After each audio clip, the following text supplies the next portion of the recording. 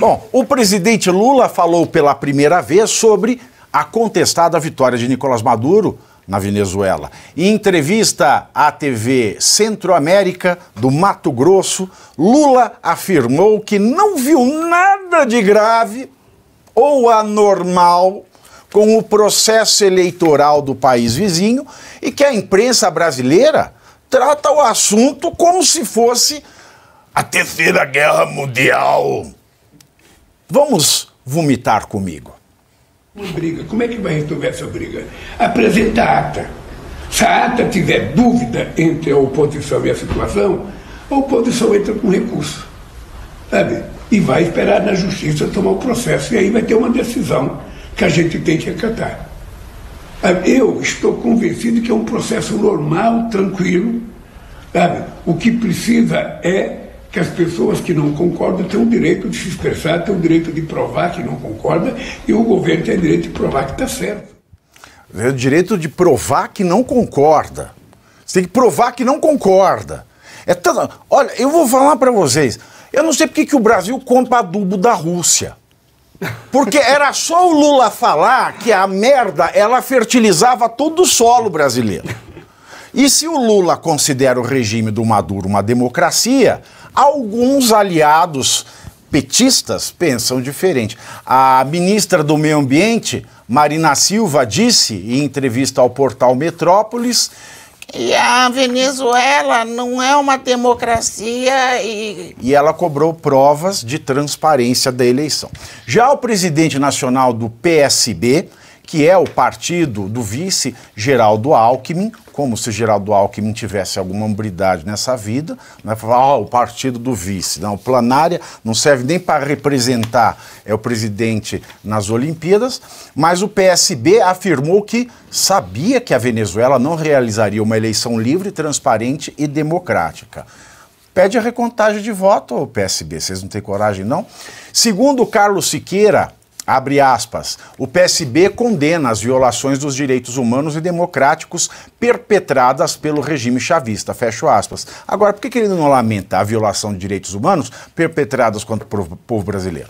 A ex-primeira-dama Michele Bolsonaro fez duras críticas ao apresentador Luciano Huck, que reconheceu a existência de uma ditadura na Venezuela e enfatizou que não há como passar pano para o Maduro, mas para o Lula tem, né? No Instagram, Michele condenou o duplo padrão de Huck. O Huck é um duplo padrão, né? Ele é um médico, aí quando ele come espinafre, ele fica aquele monstro verde, não é? Isso aí, o Huck. Bom, o Huck indagou, né, na rede social, aspas, por que na Venezuela não pode... é a Michele, eu achei que era o Luciano Huck, eu me perdi aqui no comentário. A Michele falou do Luciano Huck o seguinte, por que na Venezuela não pode e aqui no Brasil pode? Exatamente essa pergunta. Quando as palavras não condizem com os atos, fecho aspas. Ninguém se decide, hein, Caio? É democracia ou não é? É igual o programa, é ela ou ele? Essa é a frase de ódio agora. Precisa, né? Ele ou ela? Aí entra no programa assim. Mas para esconder o gogó assim. É ele ou ela? É democracia ou não é democracia, Caio Mastrodomênico? Olha, alguns pontos a destacar aí. O primeiro deles é em relação à percepção muito óbvia da ex-primeira-dama Michele sobre a hipocrisia do Luciano Huck. O Luciano Huck, historicamente, é um cara que ele se projeta em cima sempre da desgraça alheia, então é sempre mostrando a pobreza, sempre entregando o mínimo e fazendo com que isso... com a tiazinha.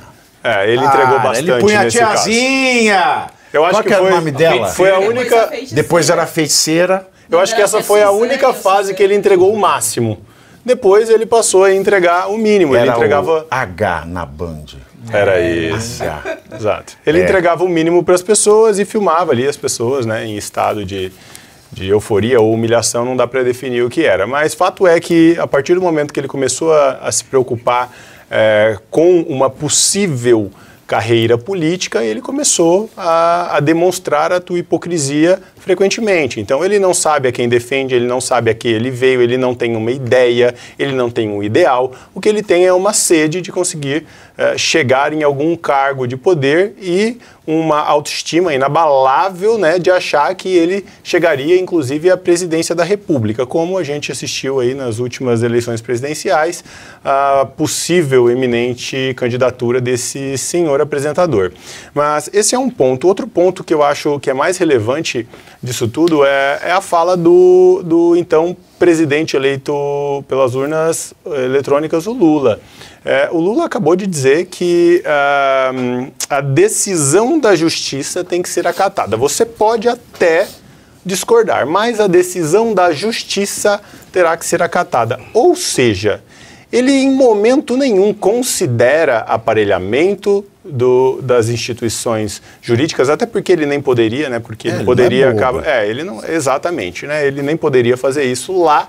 Ele fala bobagem, mas não é bobo. Exatamente. E falar bobagem não significa expor as tuas feridas, tampouco, né, o teu sistema, o teu próprio sistema. Mas o que a gente enxerga é que a narrativa para manter a defesa da democracia, ela é igual para todos. Não só o presidente Lula, não só o ditador Maduro, não só um presidente de uma corte eleitoral, não só um consórcio de mídia, o discurso é semelhante. Se você quiser, você pode discordar porque isso é democrático, mas quem define é a justiça. Eu ia falar uma palavra horrorosa aqui, e dane-se se a justiça está aparelhada ou não, se fui eu que indiquei os decisores da justiça ou não. E dane-se se a justiça não é justa. Exatamente, né? Então, esse discurso de defesa da democracia e essa passada de pano do Lula, infelizmente, ela nem mexe na base eleitoral do Lula, né, nessa base de esquerda, porque a esquerda é justamente isso. Ela é o retrato da hipocrisia, ela aplaude a hipocrisia. Então você pode sim dizer uma coisa e na prática defender outra ou fazer vista grossa, que ainda assim nada disso importará. O que importará é que eu quero que seja de determinada maneira. E é isso que o Lula faz. Então ele finge defender a democracia, ele finge estar preocupado com um processo transparente e democrático na Venezuela, mas a verdade por debaixo dos panos é completamente outra. Ele usa das mesmas metodologias e, gente, vamos um pouquinho mais além. Eu acho que vocês não estão entendendo o desenho do que está acontecendo. O desenho do que está acontecendo é o presidente do nosso país está apoiando um golpe de Estado no país vizinho. Você não se amedronta que isso possa, de alguma maneira, assim, na pior imaginação, naquele pesadelo terrível de uma noite de ressaca, que isso possa acontecer aqui também? O gato ou o Kiko? Agora, de onde ele não vê nada de anormal. Nós já a Maria Corina falou que tem 16 mortos, 11 registrados, 749 presos, né? O Lula quer que mostre a ata. Mostra a ata, a ata é o quê? Mostra, ele fala assim, tá, então tá bom. Então tá bom. É o ata. De onde vem esse cangaceiro para achar que isso não tem nada demais? Para não ver nada anormal num banho de sangue? De onde vem este cangaceiro? Ele não acha nada normal porque ele faz exatamente a mesma coisa. Vale lembrar que ano passado, em junho do ano passado, ao se referir ao regime ditatorial da Venezuela, o Lula afirmou que lá a democracia ela é relativa, de que às vezes ela pode ser aqui, perfeito, pode ser acolá, e para ele é só isso que está acontecendo lá, uma democracia relativa. Então é o mesmo modus operandi. É importante ainda a gente dizer que aqui também tem gente sequestrada. Felipe Martins, por exemplo, é inocente, não tem absolutamente nada contra ele. Ele foi acusado de uma viagem que ele não viajou e ele estava aqui em terras tupiniquins e ele está preso. Ou seja, o Estado brasileiro sequestrou o Felipe Martins, uma vez que não tem nada dentro da esfera da realidade que faça com que ele continue preso. Da mesma forma que o líder da oposição lá do partido da Maria, né? Não é Marina, sempre eu confundo ela com a menina daqui de São Paulo. Também está sequestrado, né? O jornal Globo está falando que é supostamente detido, está detido. Não! Por que raios a oposição tem que ficar presa. Isso não é supostamente detido. Isso é um sequestro por parte da máquina estatal. E isso já acontece aqui no país. A gente ainda precisa falar mais uma vez que temos os presos do 8 de janeiro. A mãe, Débora, que tem 2 crianças, uma de 8 e de 6 anos, que estão desesperadas, pedindo para ver a mãe, pedindo para que a mãe seja solta, porque escreveu com batom, perdeu o mané, fazendo referência à frase que o Barroso disse. Não foi ela que cunhou a frase. Que é uma frase de bandido, que é uma não frase de juiz. de bandido, não de juiz. Ela só fez referência a esse caso, ela está presa. Isso é sequestro da máquina estatal contra a oposição. Isso é para intimidar a população, para que as pessoas que têm vontade, que desejam e que são democráticas manifestem a oposição. Ela não tem que provar nada. Se eu tenho uma filosofia política que rege a minha vida, que rege os meus pensamentos, eu não tenho que provar nada para ninguém. Eu tenho o Estado de Direito, supostamente, e, portanto, eu tenho a liberdade de pensar da forma que eu desejo, da forma que eu construí o meu pensamento. Então, um objetivo é calar também essas vozes aqui no nosso país, amedrontar a oposição, para que não tenha manifestação na rua, que é legítima. Nós temos a liberdade de nos manifestarmos na rua, para calar a nossa oposição, para prender. E tem mortes também. A gente teve a morte lá na cadeia do senhor que tinha problema de saúde, estava preso. Clériston. Exatamente. E que morreu. Ele está morto. Fora que essas pessoas que estão presas injustamente, elas sofrem também uma pressão em termos de saúde, né? Como é que tá a saúde psicológica, por exemplo, do Felipe Martins? Como é que tá a saúde psicológica de uma mãe, a Débora, que está presa porque escreveu com um batom numa estátua? Então, isso é crime, isso é se perseguir a oposição e é exatamente o modus operandi. Então, eu não fico surpresa de ver o PT manifestando apoio à Venezuela, de ver o Lula com essa cara de pau incrível que ele tem, dizendo que não aconteceu nada grave, que não aconteceu nada demais. Esse é do B do Flávio Dino, exatamente. que hoje está ocupando uma cadeira na E Suprema Corte. que falou abertamente que é comunista. Tem foto dele no carnaval com o símbolo comunista, com a foice, o facão lá fazendo. Eles são orgulhosamente comunistas. PC da besta. E aí é isso que o Caio levantou aqui. O mínimo que a gente pensa é que, opa, pera lá, se ele está tão à vontade para apoiar o que está acontecendo na Venezuela, será que a gente não deve temer aqui no Brasil? Não, o que mais me arrupia, professor Luiz Arthur Nogueira, é ver, por exemplo, Luciano Huck e agora o PSB, que é o partido do Geraldo Alckmin. É o partido que o Geraldo Alckmin tanto faz, mas é o partido que tem a vice-presidência, está, né, aliado com o Lula. Aí eles falam, né, eles se espantam com a violação dos direitos humanos. Violação de direitos humanos não é só matar, prender, tem uma chacina, tem um banho de sangue, o processo eleitoral não folhando. A base dos direitos humanos é o seguinte: devido processo legal. Devido processo legal, porque a partir da igualdade e da liberdade, você só vai saber se uma pessoa cometeu um crime ou não, se ela tem direito a alguma coisa ou não, se ela tem obrigação a alguma coisa ou não, se isso surgir através do devido processo legal, e não que a justiça disser. Porque a justiça pode ser ilegítima também e falar alguma coisa sem o devido processo legal, que é o caso da justiça brasileira, do STF pelo menos. Aí ele, veio o PSB, não vamos tolerar a violação de direitos humanos, Luciano Huck, não vamos tolerar a violação de direitos humanos. Aí por que não olha para o Brasil?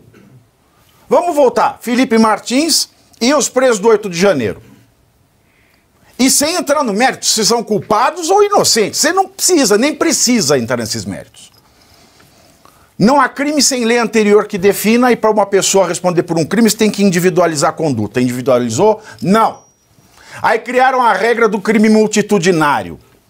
Não existe na lei penal, não pode ser aplicada. Então, aplicou uma regra que não existe, não individualizou conduta, não teve cadeia de custódia, a Polícia Federal não analisou todas as provas antes de fazer o relatório, então o relatório é nulo, por isso a denúncia da PGR é nula e os processos são nulos de pleno direito. Nulos, absolutamente nulos. Então já está tudo errado. Aí foram presos, não teve audiência de custódia. Aí não teve audiência de custódia, teve um simulacro de audiência de custódia. Tudo isso a mando de um ministro do Supremo. E é ilegítimo, porque é contra a lei. E o que é contra a lei não presta. Então esse ministro não presta. Não presta. Não presta. É ilegal, não presta. É contra o direito, não presta. Aí ele Passou esses presos que não tiveram o direito que qualquer traficante tem. Qualquer traficante tem audiência de custódia. Mandou para a prisão preventiva, sem que houvessem os requisitos do perigo da liberdade e a probabilidade material de ter cometido o crime, porque não teve individuação de conduta e o relatório era nulo. Fora isso, não teve revisão de 90 em 90 dias da preventiva. Porque o ministro, que não presta porque faz coisa que não presta, e fazer coisa ilegal e fazer coisa que não presta, se negou sequer a analisar os pedidos de revisão, o que ele é obrigado a fazer pela lei, mas ele está acima da lei. Aí as prisões preventivas não têm prazo razoável, existe um entendimento nos tribunais brasileiros que a mãe presa, uma mulher presa que tenha filho menor, não pode ficar em prisão preventiva, tem que ir para domiciliar, mas as traficantes vão para casa. A rainha do tráfico vai para casa. Agora, uma cabeleireira que escreveu uma frase que o ministro falou, uma frase de bandido, perdeu mané, não amola, ela tá lá presa. Advogado não tem direito à sustentação oral, não tem direito a analisar todas as provas. Enfim, professor, eles estão assustados com o quê?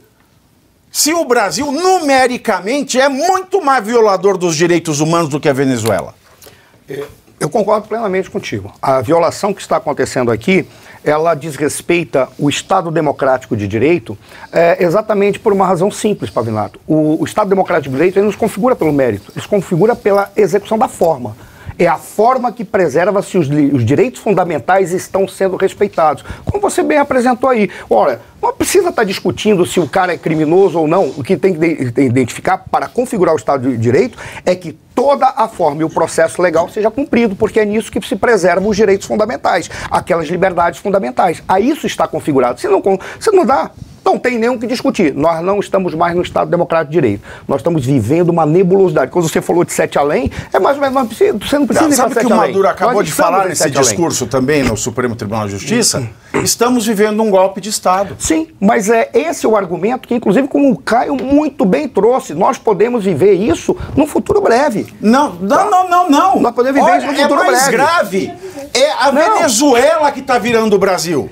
Mas olha, o detalhe todo é o seguinte, nós já vivemos isso? Sim, nós vivemos, só que tinha um detalhe. Naquela época, eles queriam derrubar quem estava no poder e derrubaram. Ponto. O que explica essa incongruência, essa contradição de que todos aqueles indivíduos que apoiaram o governo agora ficam batendo cabeça. Uns concordam com o presidente Lula, outros discordam por qual razão?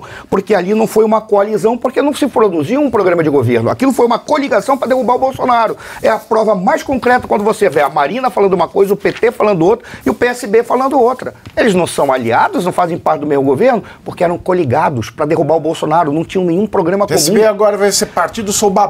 Mas eu acho que já tinha até uma configuração assim. Agora, quando você olha, aí o Lula fala, por que vocês estão assustados? É só confiar na justiça, porque você vai e recorre à justiça, e a justiça pega e diz, a justiça da Venezuela já definiu o que vai ser feito. Ela simplesmente, vou cumprir as determinações do Conselho Nacional Eleitoral, porque eles vão fazer de conta que são constitucionais, como é o Conselho Nacional Eleitoral, que define o resultado, eu vou seguir. E agora, o Maduro falou que é golpe, é golpe. Agora tem um detalhe. Você lembra quando eu te falei? É golpe. Mas você lembra quando eu te falei que o problema era que eles precisavam de dinheiro e que precisavam de uma aliança com algum grupo que já tem?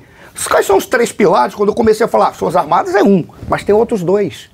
O outro segundo é a burocracia. Quanto mais inflado está o Estado, maior é a burocracia e mais essa burocracia é dependente desse Estado inflado. Essa é a razão pela qual, só para fazer uma comparação, na Argentina do Macri, todo mundo disse que o Macri não cumpriu o que prometeu. Claro que não. O Estado estava inflado, o Macri veio com uma ideia de austeridade, autoridade governamental, ele tinha que se desfazer de quê? Entidades públicas, o que quer que seja, que poderiam receber o dinheiro do povo. Quando ele fez isso, criou uma massa de desempregados. É óbvio que vai criar, por quê? Porque o Estado está podre, é o segundo pilar. Qual é o terceiro pilar? Os dependentes das bolsas. Esses precisam, junto com esses dependentes das bolsas, sabe quem mais que entra?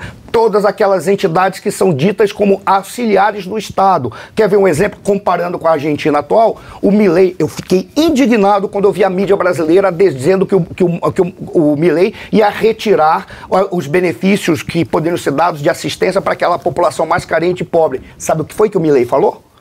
Simplesmente ele disse, não, eu não vou retirar porque a gente não pode retirar agora. Nós estamos fazendo uma transição. O que eu não posso permitir é que o dinheiro de assistência para o povo vá para os sindicatos. Porque quem fazia distribuição é os sindicatos. O que o Milei falou? Acabou essa mamata, não vai mais nada para o sindicato. O que os sindicatos faziam? Concentravam recursos, faziam essa demagogia, passava parte do dinheiro e botava parte com eles, ficava com eles para dividir entre eles. É a massa de entidades dependentes, burocracia estatal e Forças Armadas. Essa é a razão pela qual vai ser muito difícil o Maduro cair se não houver uma quebra total da Venezuela. E aí não vai ter como países como Rússia e China e Estados Unidos dizem que nós não podemos fazer nada. E o Brasil vive essa duplicidade porque se eles não forem, eu diria assim, contraditórios e incoerentes nos seus discursos, eles são obrigados a assumir que em 2022 nós brasileiros tomamos um golpe. É isso, eles vão ser obrigados a ouvir isso. Por qual razão que nós tomamos um golpe? Porque nós não tivemos respeitados todas as exigências que foram feitas. Dentro das exigências, o quê? Um processo que tenha auditagem, um processo que tenha transparência, que tenha contagem pública. Era só isso que se queria, não se queria nada além disso. Tudo foi impedido.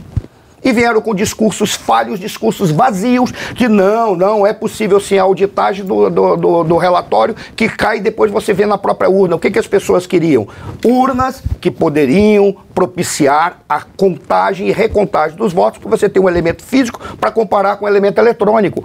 Não estou nem dizendo que o elemento eletrônico está errado, estou dizendo apenas um direito do povo ter transparência. As nossas urnas, por exemplo, isso foi aprovado pelo Congresso Nacional e o STF falou não, o Congresso não pode, é inconstitucional, expor em risco as pessoas. Agora, um país em que o STF pode tudo, um país em que o STF pode tudo, é isso que interessa pro Lula.